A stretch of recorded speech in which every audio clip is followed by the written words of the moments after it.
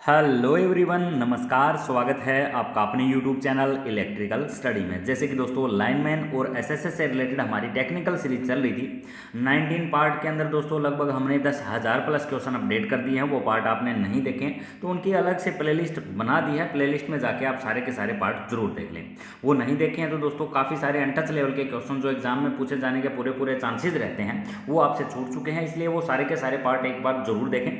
आज दोस्तों फिर लेके आए हम 20 पार्ट के अंदर जो जूनियर टेक्नीशियन का एग्जाम हुआ था उसकी टोटल सर्वे हम कंप्लीट करेंगे और यही पेपर हमें बताएगा, एग्जामिनर का माइंड समझने में हमारी हेल्प करेगा कि नेक्स्ट एग्जाम में किस लेवल के क्वेश्चन और कहां से पूछे जा सकते हैं। तो इसी के बेस पे दोस्तों हमारी ये सीरीज चल रही थी और अभी तक आपने हमारा सिलेबस नहीं लिया है तो दोस्तों ये व्हाट्सअप नंबर दिया हुआ है, इस व्हाट्सअप नंबर पर जितना जल्दी हो मैसेज करें और ये सिलेबस परचेज कर लें। इस सिलेबस के अंदर दोस्तों आपको लगभग 12,000 प्लस क्वेश्चन मिलेंगे।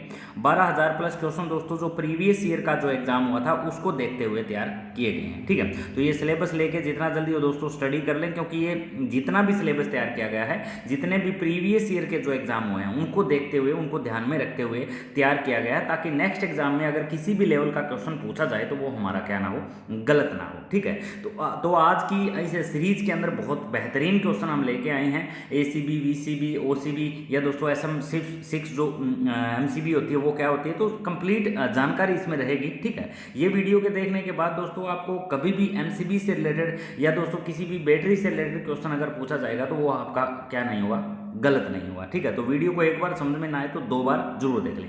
और सिलेबस दोस्तों अभी तक आपने हमारा परचेज नहीं किया तो इस व्हाट्सअप नंबर पे कॉल या मैसेज आप कर सकते हो। किसी भी प्रकार की टेक्निकल हेल्प के लिए किसी भी टाइम इस नंबर पर दोस्तों कॉल या मैसेज आप कर सकते हो। तो दोस्तों बिना टाइम बर्बाद किए शुरू कर लेते हैं आज के इस सेशन से। तो ये जूनियर टेक्नीशियन का दोस्तों एग्जाम हुआ था, उसकी हमारी सर्वे चल रही थी। तो इसके अंदर दोस्तों सीबीसी यानी सर्किट ब्रेकर से कितने क्वेश्चन पूछे गए हैं। ठीक है, सर्किट ब्रेकर से कितने क्वेश्चन पूछे गए हैं और किस किस लेवल के पूछे गए हैं वो दोस्तों डिटेल से हम इस वीडियो के अंदर सारे डिस्कशन कर लेंगे, क्योंकि दोस्तों सर्किट ब्रेकर करना बहुत ज़्यादा ज़रूरी है। आपका जो सिलेबस बनता है इलेक्ट्रिकल का उसके अंदर दोस्तों आपको सिर्फ एमसीबी के बारे में और ईएलसीबी के बारे में इतना ही सिलेबस मिलेगा, लेकिन दोस्तों एमसीसीबी के बारे में उसमें आपको सिलेबस में नहीं मिलेगा। आईटीआई की जो बुक आती है उसके अंदर दोस्तों आपको आरसीसीबी का सिलेबस नहीं मिलेगा जो बुक्स आती है, क्योंकि दोस्तों ये एग्जाम में अब पूछे जाने लगे हैं लेकिन सिलेबस में अभी तक भी नहीं दिए हुए हैं। तो इनको कवर करना बहुत ज़्यादा जरूरी है, इनका टोटल सिस्टम समझना बहुत ज़्यादा जरूरी है। क्वेश्चन किसी भी तह तक जाके पूछा जा सकता है, इसलिए हमें पॉइंट टू पॉइंट चलना बहुत ज़्यादा जरूरी है। आज का जो क्वेश्चन पूछा गया है वो बताया गया है कि जो 18 नंबर क्वेश्चन है उसमें क्या लिखा हुआ है, पढ़ते हैं। How the rupturing capacity of circuit breaker is rated. इसमें बताया गया कि परिपथ विच्छेदक की संविदारण क्षमता को किस प्रकार रेट किया जाता है, किस प्रकार दर्शाया जाता है। टूटने की क्षमता, टूटने की क्षमता दोस्तों यहाँ पे बताई गई है, जो सर्किट टूटकर अलग करता है सर्किट ब्रेकर। ठीक है, तो उसकी क्षमता को किस प्रकार रेट किया जाता है। अब देखिए दोस्तों, हम मार्केट में एमसीबी लेने जाते हैं तो मार्केट में जाते ही हमें एमसीबी लेने के लिए हमें क्या बताते हैं, लोड बताते हैं, और लोड को किस में मापते हैं, एम्पेयर में मापते हैं, है ना। तो एमसीबी को किस में व्यक्त किया जाता है, तो एम्पेयर के अंदर व्यक्त किया जाता है। लेकिन यहां बात कुछ और पूछी गई है कि रेप्चरिंग कैपेसिटी संविदारण क्षमता में एमसीबी को किस में रेट किया जाता है, किस में बताया जाता है। तो इसका जो राइट ऑप्शन जो रहेगा वो रहेगा ऑप्शन हमारा सी, मेगा वोल्ट एम्पेयर। ठीक है, राइट ऑप्शन क्या रहेगा, मेगा वोल्ट एम्पेयर। ठीक है, जो हमारी इसकी तोड़ने की क्षमता है वो किस में व्यक्त करते हैं, मेगा वोल्ट एम्पेयर में। अगर इसके अलावा क्वेश्चन पूछा गया कि एमसीबी की रेटिंग किस में ली जाती है, तो वो ली जाती है दोस्तों एम्पेयर में। एम्पेयर के बाद जो बड़ी इकाई हो जाती है वो दोस्तों हो जाती है हमारी किलो एम्पेयर, है ना। इससे बड़ी इकाई और पूछे तो मेगा एम्पेयर। ठीक है, ये इससे बड़ी इकाई होती जाती है। लेकिन एमसीबी की जो रेटिंग की बात करें, सर्किट ब्रेकर की कैपेसिटी जो टूटने की क्षमता के आधार पर हम बात करें, जहां पर सर्किट ब्रेक हो जाता है, सर्किट टूट जाता है, ठीक है, तो उसकी जो रेटिंग ली जाती है ना वो दोस्तों एमवीए में ली जाती है। वेरी वेरी इंपॉर्टेंट क्वेश्चन था, इसको समझना बहुत ज्यादा जरूरी था। अगर आप हर एक पॉइंट को समझ के क्वेश्चन कर रहे हो ना तो आपका एक भी क्वेश्चन कभी भी गलत नहीं होगा। ठीक है, इसके अलावा दोस्तों मोटर की जो रेटिंग है वो किस में ली जाती है, तो वो किलोवाट को दोस्तों हम एचपी भी लिख देते हैं। ठीक है, एचपी मतलब दोस्तों हार्स पावर। हार्स पावर दोस्तों ब्रिटिश प्रणाली के अंदर 746 वाट होते हैं और मीट्रिक प्रणाली के अंदर 735.5 वाट होते हैं। ठीक है, ये दोनों चीजें ध्यान रखें, क्योंकि कई बार ब्रिटिश दी जाती है और कई बार मीट्रिक दी जाती है। ठीक है, अगर मोटर की रेटिंग केडब्ल्यू यानी किलोवाट में भी दी जाए तो वो भी आपका सही रहेगा। कई बार एचपी नहीं दिया जाता, एचपी से ही तो दोस्तों हमारे किलोवाट बनते हैं या किलोवाट से ही तो हमारे एचपी बनते हैं। तो इस प्रकार से ये क्वेश्चन हो जाता है। अगर क्वेश्चन पूछा जाए कि ट्रांसफार्मर की रेटिंग किस में ली जाती है, तो उसकी रेटिंग ली जाती है केवीए में, किलो वोल्ट एम्पेयर में। वेरी वेरी इंपॉर्टेंट है। अल्टरनेटर की पूछे जाए तो भी यहाँ से क्वेश्चन कई बार पूछ लिया जाता है। तो ये हमारा हो जाता है टोटल रेटिंग से संबंधित। यहाँ पे सर्किट ब्रेकर की बात की गई थी। हम सर्किट ब्रेकर से इस जो है वीडियो में सारे क्वेश्चन कवर कर लेंगे जो सर्किट ब्रेकर से पूछे गए हैं। आज के बाद कभी भी सर्किट ब्रेकर से रिलेटेड कोई क्वेश्चन पूछा जाएगा तो वो क्या नहीं होगा, हमारा गलत नहीं होगा। नेक्स्ट जो क्वेश्चन दिया गया है वो फिर दोस्तों हमारा दिया हुआ है रेजिडुअल करंट सर्किट ब्रेकर, यानी सर्किट ब्रेकर से रिलेटेड सारे के सारे क्वेश्चन आपको कवर करने बहुत ज़्यादा जरूरी है। इसको दोस्तों शॉर्ट में हम बोलते हैं RCCB। अब इसका दोस्तों पूरा वर्किंग सिस्टम हमें समझना बहुत ज़्यादा जरूरी है, क्योंकि इसमें क्वेश्चन जो पूछा गया वो थोड़ा डिटेल से पूछा गया है कि what is the function of residual current circuit breaker in electrical installation. Electrical installation के अंदर हम RCCB का प्रयोग जो है वो क्यों किया जाता है, इसका कारण क्या है। अब देखिए दोस्तों, सबसे पहले तो हम MCB का यूज करते हैं। अब MCB कैसे काम करती है, MCB शॉर्ट सर्किट में भी काम करती है, जो ए ऑप्शन दिया हुआ है। ओपन सर्किट का कोई रोल नहीं होता MCB के अंदर। ओवर करंट के अंदर भी MCB हमारी काम करती है। लेकिन यहाँ पे क्वेश्चन RCCB का पूछा गया है, और RCCB का ऑप्शन जैसे ही किसी को सर्किट ब्रेकर दिखाई देगा ना, वो तुरंत ओवर करंट लगा के आ जाएगा, जो क्वेश्चन हमारा क्या हो जाएगा, गलत हो जाएगा। क्वेश्चन को समझना, क्वेश्चन में पूछा क्या गया है, क्वेश्चन में किस MCB या किस RCB या किस MCB की बात की गई है, ये पढ़ना बहुत ही ज्यादा जरूरी है। जल्दबाजी क्वेश्चन में बिल्कुल ना करें। हिंदी में लिखा हुआ है विद्युत प्रतिष्ठापन में रेजिडुअल करंट सर्किट ब्रेकर का क्या कार्य है। तो ये रेजिडुअल जो करंट सर्किट ब्रेकर होता है ना, ये दोस्तों हमें प्रोटेक्ट करता है अर्थ लीकेज से। किससे प्रोटेक्ट करता है, अर्थ लीकेज से। Protect for the earth leakage, यानी भूक्षरण से बचाव के जो है उद्देश्य से ये हमें जो है प्रोटेक्ट करता है। ठीक है, तो ये कैसे प्रोटेक्ट करता है, इसका टोटली सिस्टम दोस्तों हम देख लेते हैं, ताकि किसी भी लेवल का क्वेश्चन यहां से उठाया जाए तो वो क्या ना हो, हमारा गलत ना हो। तो RCCB से रिलेटेड जितनी भी जानकारियां दोस्तों आज हम कंप्लीट कर लेंगे। क्यों लगाया जाता है, इसके लाभ क्या है, ये कैसा वर्क करता है, ठीक है, इसके क्या क्या लगाने के फायदे होते हैं। ठीक है, तो RCC जुड़े से इसकी जितनी भी जानकारी बनती है कि RCCB होती क्या है, RCCB का पूरा नाम क्या है, RCCB कितने प्रकार से होते हैं और कहाँ पर लगाई जाती है, इसकी दोस्तों टोटल बात करें तो RCCB का सबसे पहले तो फुल फॉर्म हमें पता होना चाहिए। इसका full form residual current circuit breaker होता है, जैसे कि हम क्वेश्चन में ही पढ़ चुके हैं। व्हाट इज RCB होती क्या है, ठीक है। तो इलेक्ट्रिकल में काम करते हैं तो यह आपको पता होगा कि इलेक्ट्रिकल में कई तरह के सर्किट ब्रेकर होते हैं, यानी बहुत सारे के सर्किट ब्रेकर जो है इलेक्ट्रिकल लाइन के अंदर लगे होते हैं। जैसे बात करें हम MCB की, MCCB की, ACB की, VCB की, इन सभी तरह की RCCB भी एक क्या है, सर्किट ब्रेकर है। ये सभी के सभी क्या है, सर्किट ब्रेकर है। MCB मिनिएचर सर्किट ब्रेकर है, MCCB हो जाती है moulded case circuit breaker, ACB हमारी एयर सर्किट ब्रेकर हो जाता है। VCB जो होती है वो दोस्तों वैक्यूम सर्किट ब्रेकर होता है, ये पावर हाउसों के अंदर लगा होता है। ठीक है, आपने अगर नहीं देखा है तो पावर हाउस में जाओगे तो आपको ये VCB लगी जो है मिलेगी। SSA की जो प्राइवेट जॉब कर रहे हैं उनको पता भी होगा। नेक्स्ट तो इसमें डायग्राम दिखाया है सभी का कि MCB ये है, MCB ये है, RCCB ये है। MCCB इसको बोलते हैं, ये दोस्तों हमारी MCCB हो जाती है, और ये हो जाती है RCCB। अब इनका अलग अलग सिस्टम क्या है, वर्किंग सिस्टम क्या है, सभी को एक दूसरे के साथ कंपैरिजन करके चलना बहुत ज़्यादा जरूरी है। क्योंकि दोस्तों सिंपल अगर MCB की बात की जाए तो MCB जो है वो ओवरलोड से और शॉर्ट सर्किट से जो है प्रोटेक्ट करती है। ठीक है, तो ये MCB तो हम घरों में यूज करते ही करते हैं, लेकिन आजकल RCCB का भी यूज बहुत ज़्यादा बढ़ गया है। RCCB लगाने के क्या क्या फायदे होते हैं और किस लेवल के एग्जाम में क्वेश्चन पूछे जा सकते हैं। सर्किट ब्रेकर मतलब एक ऐसा उपकरण जो कोई भी इलेक्ट्रिकल फॉल्ट होने पर अपने आप सप्लाई भेजना बंद कर दे। तो इस तरह RCCB भी एक सर्किट ब्रेकर है जो फॉल्ट होने पर इलेक्ट्रिकल सप्लाई को आगे भेजना बंद कर देती है। यह RCCB एक लो वोल्टेज सर्किट ब्रेकर है। यहां से एक क्वेश्चन बन जाता है कि RCCB एक किस प्रकार का सर्किट ब्रेकर है, तो ये क्या है, एक लो वोल्टेज सर्किट ब्रेकर है। मतलब इसका उपयोग 1000 वोल्ट के नीचे तक किया जाता है। अब यहां से क्वेश्चन पूछा जा सकता है नेक्स्ट एग्जाम में कि RCCB का प्रयोग कितने वोल्टेज तक के नीचे किया जाता है, तो 1000 वोल्ट से नीचे RCCB का प्रयोग किया जाता है। फर्स्ट क्वेश्चन और सेकंड क्वेश्चन दोस्तों इसकी फुल फॉर्म से, सेकंड क्वेश्चन यहां से वोल्टेज से पूछा जा सकता है। लेकिन आपको यह पता होना चाहिए कि इलेक्ट्रिकल के अंदर कई प्रकार के फॉल्ट होते हैं और सभी सर्किट ब्रेकर अलग अलग फॉल्ट से हमें सुरक्षा देते हैं। MCB की कुछ अलग कैरेक्टरिस्टिक होती है, वो कुछ अलग फॉल्ट में हमें प्रोटेक्ट करती है। RCCB कुछ अलग फॉल्ट के अंदर प्रोटेक्ट करती है, और MCCB जो होती है वो भी कुछ अलग अलग फॉल्ट के अंदर हमें प्रोटेक्ट करती है। तो आरसीसीबी किस फॉल्ट से सुरक्षा देती है? आरसीसीबी मतलब रेजिडुअल करंट सर्किट ब्रेकर का मुख्य काम लीकेज करंट होने पर अपने आप ट्रिप हो जाना। लीकेज करंट होने पर क्या हो जाना? अपने आप ट्रिप हो जाना। अब लीकेज करंट से दोस्तों जो डी ऑप्शन था, भू लीकेज करंट, इसमें ऑप्शन दिया था तो वही हमने राइट बताया था। तो जब भी आरसीसीबी से रिलेटेड क्वेश्चन पूछा जाए तो वहां पे आप लीकेज करंट याद करें कि ये लीकेज करंट पे ऑपरेट होती है। अगर हम कभी भी किसी उपकरण को चलाते हैं तो वह उपकरण कुछ करंट खर्च करता है, बिल्कुल खर्च करता है। यह करंट पूरे सर्किट के अंदर एक समान होती है। जैसे अगर आपने एक सिंगल फेज मोटर को चला रखा है तब यह मोटर जितना करंट ले रही है उतना करंट हमारे फेज और न्यूट्रल वायर में आएगा। सिंपल सी बात है, ये हमारी मोटर है मान लो, ठीक है, ये जितनी सप्लाई से चल रही है, ठीक है, मान लो यहाँ पे हमने मीटर लगा रखा है 10 एम्पेयर का, और 10 एम्पेयर का ये लोड ले रही है, तो 10 एम्पेयर के 10 एम्पेयर इस न्यूट्रल और इस फेज के अंदर होने चाहिए, ठीक है, ये इसमें बताया गया है। यह दोनों वायर एक करंट एक समान रहेगा और आरसीसीबी इसी को चेक करती है। यानी आरसीसीबी क्या है, अगर मोटर 10 एम्पेयर का करंट ले रही है तो जो न्यूट्रल और फेज जो आ रहे हैं उनके अंदर 10 एम्पेयर का करंट है कि नहीं, ये आरसीसीबी चेक करती है, ठीक है।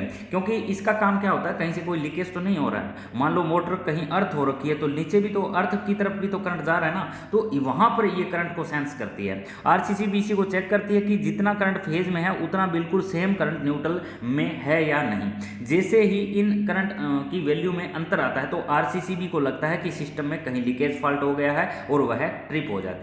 अब आपके सारे डाउट क्लियर हो गए होंगे कि आरसीसीबी काम क्या करती है, ठीक है। जैसे ही किसी प्रकार का फॉल्ट हो जाता है लीकेज से संबंधित, तो ये क्या कर देती है कि अब सिस्टम में कहीं लीकेज फॉल्ट हो गया है, उस लीकेज फॉल्ट को ये क्या कर देती है, सर्किट को ट्रिप कर देती है। तो ये किस पे काम करती है? ये शॉर्ट सर्किट पे काम नहीं करती, ये ना ही ओवरलोड पे काम करती, ये सिर्फ लीकेज सर्किट जो है करंट पर काम करती है। न्यूट्रल और फेज के अंदर कितना करंट आ रहा है, ठीक है, जितना करंट मोटर ले रही है अगर उतना करंट आ रहा है तो ठीक है, यहाँ पे 11 एम्पेयर दिखाए जा रहे हैं और यहाँ पे 10 एम्पेयर की मोटर है, तो 1 एम्पेयर का करंट क्या हो रहा है, लीकेज हो रहा है। तो उस टाइम ये एमसीबी ऑपरेट जो है हो जाएगी। अब देखिए दोस्तों, और इसके अंदर क्या होता है, आरसीसीबी हम लगाते क्यों हैं, ठीक है। सबसे मेन कारण तो ये है कि आरसीसीबी का यूज ही क्यों किया जाता है। आरसीसीबी को लगाने के पीछे मुख्य कारण हमारी खुद की सेफ्टी होती है, यानी ह्यूमन बॉडी की जो है सेफ्टी होती है। यह बात आप सभी को पता होनी चाहिए कि जिस तरह एमसीबी का उपयोग हमारे उपकरण की सुरक्षा के लिए किया जाता है, ठीक उसी तरह आरसीसीबी का जो प्रयोग ह्यूमन प्रोटेक्शन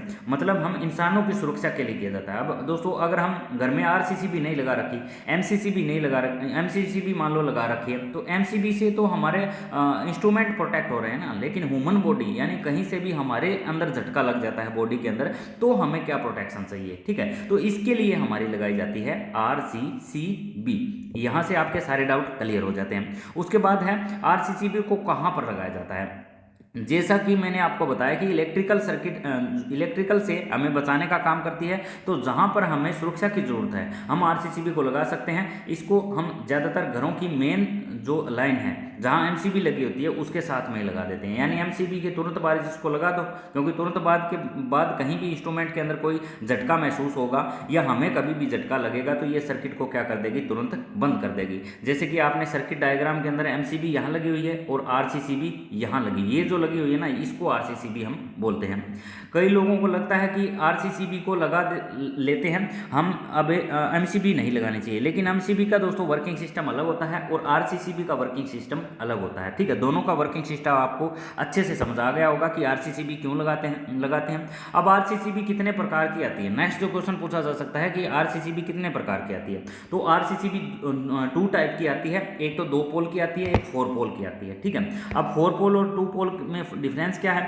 4 पोल इसके अंदर एक फेज और एक न्यूट्रल वायर जोड़ा जाता है। 4 पोल के अंदर एक आरसीसीबी में 3 फेज सप्लाई में काम आती है, इसके अंदर 3 फेज और एक न्यूट्रल जोड़ा जाता है, यानी 4 पोल ये हो जाती है। सिंगल फेज के लिए 2 पोल आरसीसीबी यूज करेंगे और 3 फेज के लिए हम 4 पोल आरसीबी यूज करेंगे।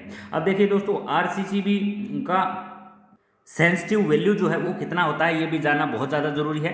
आरसीसी पर लिखी एमए का मतलब मिली एम्पेयर, यह करंट सेंसिटिव वैल्यू कहलाती है, यानी यह बहुत एक सेंसिटिव इंस्ट्रूमेंट है, सेंसिटिव सर्किट ब्रेकर होता है जो मिली एम्पेयर पे भी सर्किट को क्या कर देता है, ट्रिप कर देता है। 10 milliampere, 30 milliampere, 150 milliampere, 1000 milliampere की रेंज में आती है, लेकिन ज़्यादातर 30 मिली एम्पेयर, 150 मिली एम्पेयर और 300 मिली एम्पेयर जो है ये देखने को मिलती है। तो एमसीबी आरसीसीबी से रिलेटेड दोस्तों आपके सारे डाउट क्लियर हो चुके हैं। इससे रिलेटेड कभी भी कोई भी क्वेश्चन पूछा जाएगा तो वो क्या नहीं होगा, आपका गलत नहीं होगा। अब बढ़ लेते हैं दोस्तों नेक्स्ट क्वेश्चन की तरफ। नेक्स्ट क्वेश्चन है, कंट्रोल पैनल में एमसीबी कॉन्टैक्टर आदि को लगाने के लिए किस उपसाधन का उपयोग बिना स्क्रू के उपयोग किया जाता है। यानी दोस्तों इसमें स्क्रू लगाने की भी हमें जरूरत नहीं पड़ती, एमसीबी कॉन्टैक्टर के रूप में इसको लगाया जाता है। वो उपसाधन कौन सा है उसकी बात की गई है। तो ये जो उपसाधन होता है इसको कहते हैं डीन रेल। इस प्रकार की एक एंगल होती है लोहे की टाइप की, इसके अंदर दोस्तों एमसीबी हम फंसा देते हैं, ये बिना ही स्क्रू के लगाई जाती है। ठीक है, हल्का सा क्वेश्चन है लेकिन थोड़ा सा उलझा के दिया गया है। Which accessory of use of control panel to mount MCB contactor ETC without using screw. Screw लगाने की इसके अंदर हमें जरूरत नहीं पड़ती है। चलो इसको हम देख लेते हैं। DIN या रेल दोस्तों एक मानक प्रकार की धातु रेल है जो व्यापक रूप से बढ़ते सर्किट ब्रेकर उपकरण रैंक के आधार के अंदर औद्योगिक नियंत्रण उपकरण के लिए उपयोग की जाती है। ये ज़्यादा आमतौर पर cold road carbon steel sheet से जस्ता प्लेटेड या जो क्रोमेटेड उज्ज्वल सतह खत्म के साथ बनाए जाते हैं। ये जो चीज़ आपको दिखाई दे रही है ना दोस्तों, ये वाली, इसको कहा जाता है डीन या रेल, जो बिना स्क्रू के साथ जो है एमसीबी को जिसके अंदर फिट किया जाता है। सिर्फ इतनी ही बात को समझने के लिए उस क्वेश्चन के अंदर थोड़ा सा उलझा के दिया हुआ है। ठीक है, हालांकि धातु वे केवल यांत्रिक समर्थन के लिए है, विद्युत प्रवाह के संचालन के लिए बस बार के रूप में उपयोग नहीं किए जाते। हालांकि चेसिस ग्राउंडेड कनेक्शन प्रदान कर सकते हैं। इसको दोस्तों अर्थ भी कर दिया जाता है ताकि किसी भी प्रकार का लीकेज करंट हो वो भी इसमें सहन कर सके। कि जो इसके पीछे की तरफ एमसीबी के तरफ लगा होता है, जो एमसीबी को बिना किसी स्क्रू के साथ कसा जाता है, तो उसको दोस्तों हम कहते हैं डीन या रेल। हल्का सा क्वेश्चन पूछा गया था लेकिन कंफ्यूज करने के लिए कुछ ज़्यादा ही चीज़ें इसमें दे दी गई थी। नेक्स्ट जो सर्किट ब्रेकर से रिलेटेड क्वेश्चन जो पूछा गया है वो है हमारा, what is the main purpose of oil in oil circuit breaker. यानी ऑयल सर्किट ब्रेकर के अंदर ऑयल क्यों जो है डाला जाता है, ये क्वेश्चन पूछा गया है। ऑयल सर्किट ब्रेकर तेल परिपथ वियोजक में तेल का मुख्य उद्देश्य क्या है, तेल क्यों उसमें डाला जाता है। रोधन देने के लिए यानी प्रोवाइड इंसुलेशन, या दोस्तों संपर्कों को ठंडक प्रदान करने के लिए प्रोवाइडिंग कूलिंग फॉर कॉन्टैक्ट। इसके बाद दोस्तों जो है स्नेचिंग आर्क, या दोस्तों आर्क मध्य शीतलन स्नेहक के रूप में कार्य करना, एक्ट ऑफ लुब्रिकेशन। ठीक है, लुब्रिकेशन जिसको बोला जाता है। तो इसमें क्वेश्चन पूछा गया है कि ऑयल डालने का क्या उद्देश्य है ऑयल सर्किट ब्रेकर के अंदर। अब देखिए दोस्तों, ऑयल सर्किट के अंदर जो है 2 पॉइंट होते हैं, 2 पॉइंट, एक मूविंग पॉइंट होता है, एक स्थिर पॉइंट होता है। जब ये दोनों पॉइंट ओवरलोड होने के कारण अलग होते हैं तो इनके बीच स्पार्किंग पैदा होती है। तो उस स्पार्किंग को खत्म करने के लिए जो है इसके अंदर ऑयल डाला जाता है। मिनरल ऑयल जो ट्रांसफार्मर के अंदर यूज करते हैं वही ऑयल दोस्तों OCB के अंदर यूज करते हैं। OCB को बोला जाता है दोस्तों ऑयल सर्किट ब्रेकर। इसका जो राइट ऑप्शन रहेगा वो रहेगा हमारा ऑप्शन बी, आर्क मध्य शीतलन के लिए जो है, जो आर्क अंदर पैदा हो रही है उसको खत्म करने के लिए जो है इसके अंदर ऑयल डाला जाता है। तो हल्का सा क्वेश्चन पूछा गया था, हम देख लेते हैं ऑयल सर्किट ब्रेकर किस प्रकार से ये काम करता है। तो इसके अंदर दोस्तों 2 कॉन्टैक्ट हो जाते हैं। ये हमारा फिक्स्ड कॉन्टैक्ट है और ये नीचे वाला जो है ये दोस्तों हमारा है मूविंग कॉन्टैक्ट। ऊपर जो लगी हुई दोस्तों बुशिंग लगी हुई है, ठीक है, जो पोर्सलिन की बनी हुई है इंसुलेटर की। वेरी वेरी इंपॉर्टेंट क्वेश्चन पूछा जा सकता है कि OCB के अंदर जो बुशिंग लगी होती है वो किसकी बनी होती है। ये दोस्तों ऊपर एक आउटलेट वाल्व लगा होता है जो अंदर किसी भी प्रकार की गैस बनती है तो उसको क्या करे जल्दी से बाहर निकाल सके। ठीक है, तो नॉर्मल ऑपरेशन के अंदर दोस्तों ये आपस में जुड़े रहते हैं। ये जो पॉइंट है दोनों के दोनों नॉर्मल ऑपरेशन के अंदर जुड़े रहते हैं। जैसे ही आगे कोई भी ओवरलोड होता है, कोई भी किसी भी प्रकार का फॉल्ट होता है, जब ओवरलोड होता है तो ये दोनों के दोनों पॉइंट क्या हो जाते हैं, अलग हो जाते हैं। दोनों के दोनों पॉइंट क्या हो जाते हैं, अलग हो जाते हैं। अलग होने के बाद इसके बीच में क्या पैदा हो जाती है, ये स्पार्किंग पैदा हो जाती है। ठीक है, अब ये स्पार्किंग कैसे खत्म हो, इसके लिए दोस्तों इसमें क्या डाला जाता है, ऑयल डाला जाता है। अब दोस्तों इसके अंदर जो ऑयल डाला हुआ है इसके अंदर जो स्पार्किंग खत्म होगी तो इसके अंदर जो है हाइड्रोजन वगैरह गैस भी बनेगी। तो गैस को जल्दी से बाहर निकालने के लिए, जो अंदर गैस बन रही है उसको जल्दी से बाहर निकालने के लिए क्या लगा होता है, आउटलेट वाल्व लगा होता है जिसके अंदर से,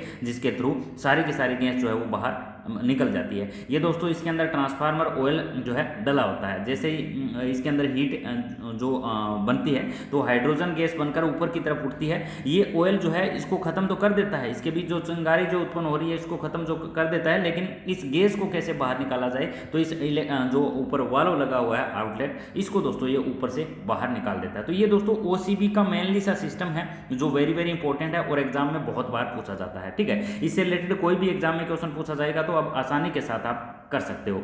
अब बढ़ लेते हैं नेक्स्ट क्वेश्चन की तरफ। नेक्स्ट जो क्वेश्चन पूछा गया है दोस्तों वो SF6 परिपथ वियोजक का पूर्ण नाम क्या है। अब दोस्तों ये इलेक्ट्रिकल के सिलेबस में SF6 जो है ये आपको नहीं मिलेगा। ठीक है, इसीलिए दोस्तों वीडियो की हेल्प लेना बहुत ज़्यादा जरूरी है। What is the full name of SF6 circuit breaker, इसका पूरा नाम पूछा गया है कि सर्किट ब्रेकर का पूरा नाम क्या होता है। तो SF6 की फुल फॉर्म की दोस्तों बात की जाए तो इसका फुल फॉर्म होता है सल्फर हेक्साफ्लोराइड परिपथ वियोजक, यानी दोस्तों सल्फर हेक्साफ्लोराइड सर्किट ब्रेकर। ठीक है, अब इसका वर्किंग सिस्टम क्या है, इसमें क्या क्या पार्ट लगे होते हैं, ये जानना भी बहुत ज़्यादा जरूरी है, क्योंकि नेक्स्ट एग्जाम में हो सकता है इसके पार्ट से संबंधित या कैसे काम करता है इससे रिलेटेड, या दोस्तों इसमें जो सल्फर हेक्साफ्लोराइड गैस जो डाली जाती है इसका मेनली पर्पज क्या है, तो कहीं से भी क्वेश्चन उठाया जा सकता है। टोटल का टोटल हमें कवर करना बहुत ज़्यादा जरूरी है। तो SF6 सर्किट ब्रेकर होता क्या है। SF6 सर्किट ब्रेकर का फुल फॉर्म सल्फर हेक्साफ्लोराइड होता है। यह एक विशेष प्रकार का सर्किट ब्रेकर है। तो ये सर्किट ब्रेकर ही जिसमें SF6 नामक गैस का प्रयोग किया जाता है, आग के लपटों को बुझाने के लिए किया जाता है। सल्फर हेक्साफ्लोराइड एक ऐसा कार्बनिक गैस होती है जिसकी डाई इलेक्ट्रिक स्ट्रेंथ अन्य सभी प्रकार के पदार्थों से अधिक होती है। यानी जितने भी प्रकार के पदार्थ यूज करते हैं, यानी आप जो OCB के अंदर जो ऑयल यूज कर रहे हैं उससे भी मजबूत इसकी डाइलेक्ट्रिक स्ट्रेंथ, जिसको पेरा विद्युत सामर्थ्य बोला जाता है, ये इसकी क्या होती है, मजबूत होती है। इसके अतिरिक्त इसमें अन्य गैस की तुलना में शमन की क्षमता अत्यधिक होती है। अब शमन का क्या मतलब है, आग को बुझाकर चारों तरफ फैली हुई गैस को मौजूद उष्मीय ऊर्जा को अवशोषण कर ठंडक पहुंचाना। ठीक है, ठंडक पहुंचाना इसका हो जाता है। अन्य सर्किट ब्रेकर जिसमें आग बुझाने के लिए कार्बनिक तेल, ऑयल या हवा का प्रयोग डाइलेक्ट्रिक पदार्थ के तौर पर किया जाता है, वे सर्किट ब्रेकर कम वोल्टेज पर बढ़िया से कार्य करते हैं। मतलब कम वोल्टेज पर तो अच्छे से चलते रहेंगे, लेकिन जिस स्थान पर सर्किट ब्रेकर में लगे दो कॉन्टैक्ट बीच उत्पन्न आग के लपट को तेजी से बुझाना होता है, जहां जो है बहुत जल्दी बुझाना बहुत ज़्यादा जरूरी हो जाता है। अगर थोड़ी देर भी रुका जाए तो वहां पे कुछ भी खतरा बढ़ सकता है। ठीक है, तो अगर लपट को तेजी से बुझाना होता है उस स्थान पर कार्बनिक तेल या हवा उतनी तेजी से कार्य नहीं कर सकती। अब समझ में आ रहा है ना SF6 क्यों डाली जाती है। ठीक है, SF6 का प्रयोग क्यों किया जाता है, जल्दी से बुझाने के लिए। लेकिन ऐसे स्थान पर सल्फर हेक्साफ्लोराइड बड़ी ही तेजी से आग के लपटों पर कार्य करता है। SF6 का कार्य सिद्धांत क्या है, ये दोस्तों हम वीडियो में भी देख लेंगे। ठीक है, क्योंकि ये ऐसे देखने से कोई भी हमें समझ में आने वाली चीज़ नहीं है। ठीक है, इसमें दो इलेक्ट्रोड होते हैं, कौन सा मूविंग होता है और कौन सा फिक्स्ड होता है, वो चीज़ हम इस जो है इसके सिद्धांत के अंदर समझ लेंगे। अब सर्किट ब्रेकर के अंदर क्या क्या पार्ट होते हैं, तो सर्किट के अंदर जो होता है एक गैस चैम्बर होता है और एक इंटरप्रेटर जो है तो यूनिट होती है। ठीक है, इंटरप्रेटर यूनिट। अब दोस्तों इसका ये डायग्राम भी दिखाया गया है। इस प्रकार का हमारा SF6 जो है वो होता है SF6 सल्फर हेक्साफ्लोराइड। ठीक है, हेक्साफ्लोराइड हमारा ऑयल सर्किट ब्रेकर। ये दोस्तों वायर है जो ऊपर से लेके नीचे की तरफ जा रही है। ये इस वाला पॉइंट होता है ना, ये वेरिएबल यानी मूविंग चैम्बर होता है, और ये वाला जो पार्ट होता है ये फिक्स्ड चैम्बर होता है। ठीक है, क्या होता है, फिक्स्ड चैम्बर। ये पॉइंट जो होते हैं नॉर्मल अवस्था के अंदर जो है आपस में जुड़े होते हैं, लेकिन जब भी किसी कारणवश किसी भी प्रकार का ओवरलोड होता है तो ऊपर से SF6 गैस आती है। ओवरलोड होने के बाद ये मूविंग जो होता है पार्ट ये पीछे की तरफ चला जाता है, और यहाँ इनके बीच जो स्पार्किंग पैदा होती है उसको जल्दी से खत्म करने के लिए जो है SF6 गैस ऊपर से आती है और इसको बिल्कुल ठंडा कर देती है। इसको दोस्तों बार बार यूज करने के लिए इसमें दोबारा जो है वो इसके अंदर गैस जो है डाली जाती है। यह सर्किट ब्रेकर का वह भाग होता है जिसमें दोनों इलेक्ट्रोड शामिल होते हैं। दोनों इलेक्ट्रोड में एक इलेक्ट्रोड घूमने वाला तथा दूसरा फिक्स्ड होता है। जितने भी सर्किट ब्रेकर होते हैं ना दोस्तों, उसके अंदर लगभग आपको एक घूमने वाला पार्ट मिलेगा और एक फिक्स मिलेगा। यह वही भाग होता है जिसमें सर्किट में विद्युत धारा का प्रवाह होता है। घूमने वाले इलेक्ट्रोड गैस चैम्बर से जुड़ा होता है। किससे जुड़ा होता है, घूमने वाला गैस चैम्बर से। ये बात भी नोट करने वाली है। गैस चैम्बर यह एक सर्किट ब्रेकर का ऊपरी हिस्सा होता है, एक मैकेनिकल विधि द्वारा इंटरप्रेटर यूनिट से जुड़ा रहता है। इसी चैम्बर में गैस भरा रहता है। फॉल्ट के कारण जब घूमने वाला इलेक्ट्रोड अपने स्थान से खिसकता है तब इस चैम्बर का मुख खोल देता है, जिससे उच्च दाब पर गैस बाहर निकलने लगती है। ठीक है, अब दोस्तों इसके लाभ क्या क्या है, अभी तक इसका दोस्तों एनिमेशन के थ्रू हम इसका पूरा सिद्धांत समझेंगे। जो इसके लाभ की बात करें तो आग के लपट को बुझाने के अच्छे गुण होने के कारण इस सर्किट ब्रेकर में बहुत कम समय होता है, बहुत कम समय लेता है ये सर्किट को ट्रिप करने और आग को बुझाने के लिए। SF6 गैस की डाइलेक्ट्रिक स्ट्रेंथ जो होती है वो हवा की अपेक्षा 3 गुना अधिक होती है। अब क्वेश्चन पूछा जाए कि सबसे ज़्यादा डाइलेक्ट्रिक स्ट्रेंथ किसकी मजबूत होती है, ऑयल की दे दी जाएगी, SF6 गैस की दे दी जाएगी और हवा की दे दी जाएगी, या दोस्तों कोई अब्रक है या किसी और चीज़ की दे दी जाएगी, तो वहाँ पे हमारा राइट ऑप्शन जो रहेगा वो रहेगा SF6। इसके बाद जो है दोस्तों वो बताया गया है कि SF6 सर्किट ब्रेकर का उपयोग करना आसान होता है। यह एक बंद चैम्बर में होता है, इसलिए इसमें नमी होने का खतरा जो है बहुत कम, नमी से रिलेटेड कोई इफेक्ट इस पर नहीं पड़ता। इस सर्किट ब्रेकर में आग लगने का कोई खतरा नहीं होता। कौन सा ऐसा सर्किट ब्रेकर है जिसमें आग लगने का कोई खतरा नहीं होता, तो SF6 सर्किट ब्रेकर के अंदर आग लगने का कोई खतरा नहीं होता, क्योंकि इसमें उपयोग होने वाली SF6 गैस अज्वलनशील है, यानी वो ज्वलनशील नहीं है।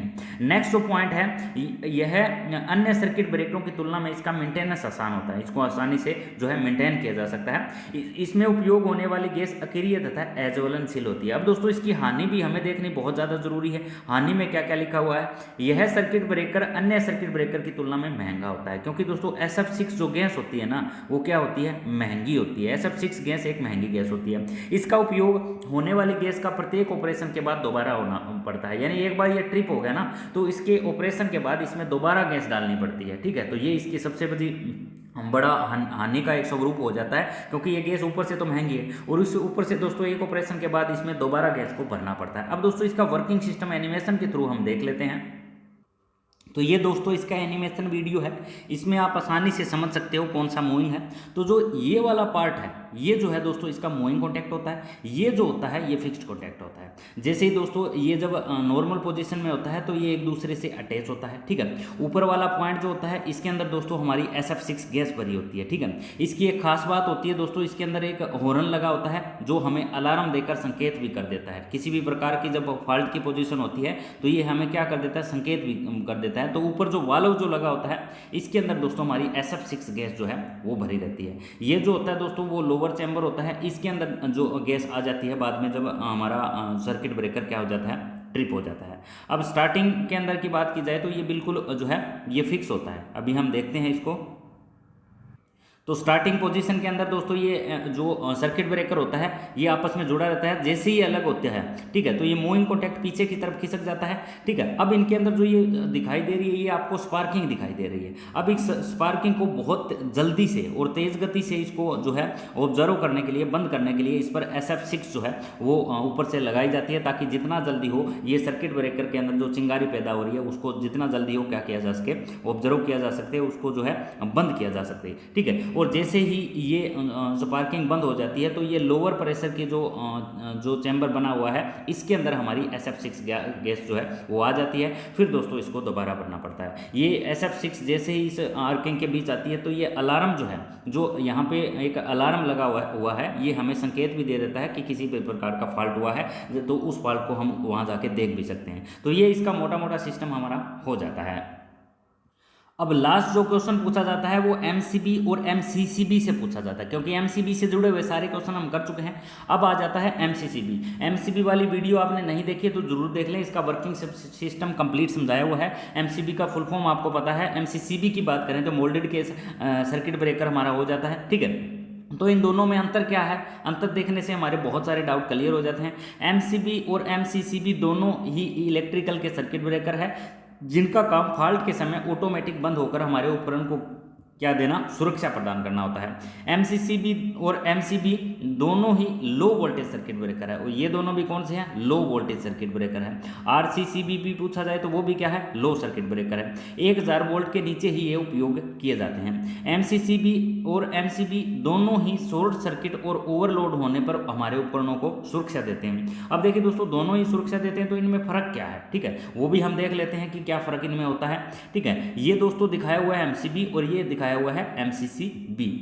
नंबर 1 पे लिखा हुआ है MCB 1 एम्पेयर से 63 एम्पेयर तक मार्केट में मिल जाता है, जबकि MCCB 63 एम्पेयर से शुरू होकर 1000 एम्पेयर तक मिलता है। अब इनमें फर्क समझ में आने लग गया ना, क्योंकि MCB जो है वो 63 एम्पेयर तक मिलेगा, लेकिन इससे ऊपर आप जाओगे तो क्या आपको लेना पड़ेगा, MCCB लेना पड़ेगा।